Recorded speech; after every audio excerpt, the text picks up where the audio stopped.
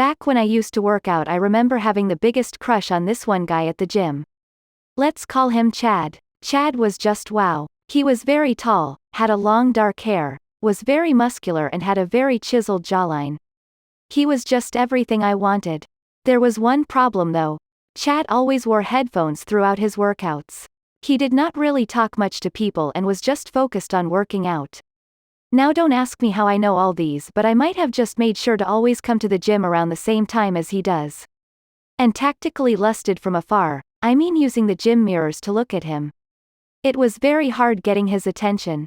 This is really shameful to admit, but I remember wearing really tight leggings and revealing clothes. I would even purposefully work out near him, or pretend to ask if he's using an equipment, in hopes of striking a conversation with him. He normally just gave one-word answers and didn't give me any attention. Well, this all changed one day. It's almost like the universe came riding on a unicorn to rescue my horrible love life. It was a rainy day. After my workout, I was about to leave. I brought my umbrella because my phone usually alerts me every morning if there would be rain. That's when I noticed Chad, sitting by the entrance, in all his glory, looking like my next boyfriend. He was probably waiting because of the rain. Well, this is my chance. So after thanking the love gods and doing my little dance in my head, I approached him. Hello, are you waiting out because of the rain? I have an umbrella and you could come with me? He looked at me, and as he was reaching for one ear of his headphones to remove it. What? Is that what I think it is? I was shocked. I had noticed a ring. Is he married? No way. He looks so young. A million thoughts went through my head. I literally had a heartbreak without a relationship. He smiled and said, "Oh, thanks." He was very polite as he took the umbrella and held it over us, and opened the door as we left. We had some small talks and said our goodbyes. The next day after working out, he came up to me and thanked me again for yesterday. I told him it was no problem. He said he thinks I'm really pretty and asked for my number. At this point I had lost a bit of interest as I thought he was married. So I wasn't too flattered and asked, "Aren't you married?" as I pointed to the ring on his finger. He said, "What?" as he lifted his finger and said, "This is my engineering ring." Now I had forgotten, but in my country, engineers are given rings when they graduate. Oh wow. Upon hearing this I felt butterflies in my belly instantly. My love bells started going off. Looks like my dream man is not off the market after all. So I said, "Yes, I'll give you my number." He said he would text me and we said our goodbyes. We ended up texting a lot that night and he asked me if I wanted to go out with him the next day. Of course I said yes.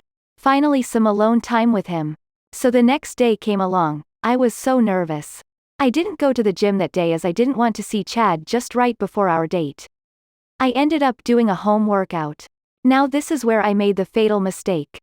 I ordered food just before my workout from a place I haven't tried before. I am very picky with my diet and I tend to have stomach upsets easily with a lot of foods. But on this day all I could think about was my date with Chad and I forgot to pay attention to the ingredients. So I finished my workout, ate my food, and started getting ready for the big night. I had a shower and started doing my makeup. That's when the uninvited guest came along. My belly started growling. On a normal day, I would have gone to the bathroom right away, but I just had a shower. And I will be late for the date. That wouldn't be a good first impression. So I ignored it. Chad came and picked me up. We were gonna go to an outdoor mini golf course. So on our way there he said he was gonna stop at the gas station to get some gas.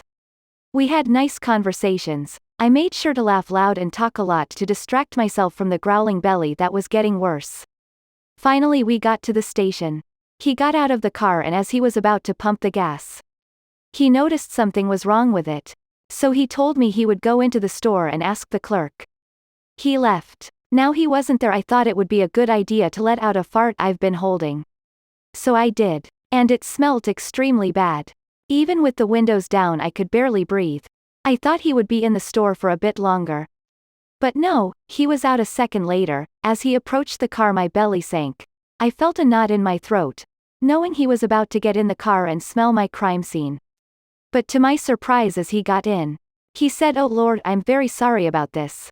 It smells a bit bad here." He put up the windows and turned on the air conditioner. My heartbeat relaxed as I thought I was out of the clear. Gosh, that was so close. So we got to the golf course. We played a bit of golf. It would have been more fun, if for the most part one was not struggling to hold my farts in and growling belly.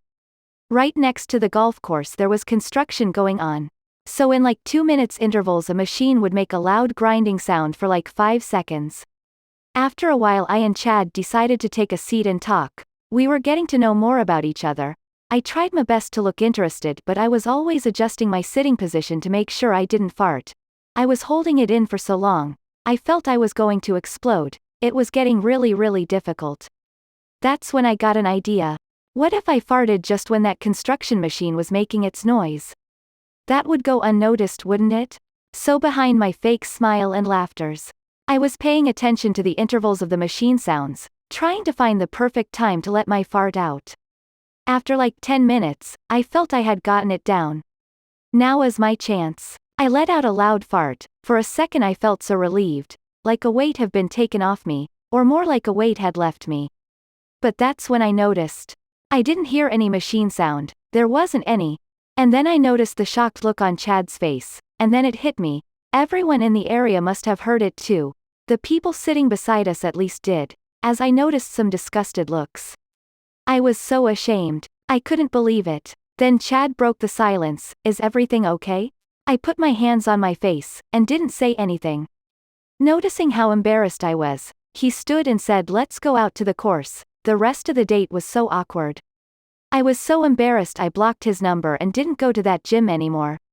That's the last I spoke with Chad.